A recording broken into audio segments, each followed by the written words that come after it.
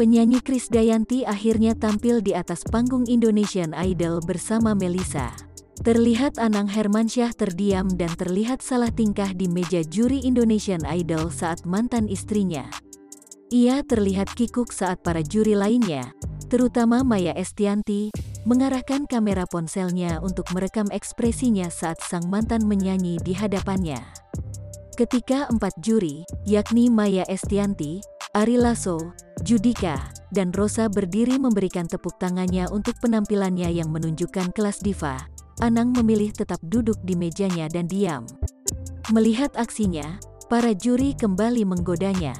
"Mimi Kade memang the best diva," kata Maya Estianty, Senin, tanggal 26 April tahun 2021. "Bagaimana Mas Anang?" sambung Ari Lasso. Krisdayanti hanya tersenyum melihat ekspresi salah tingkah mantan suaminya itu.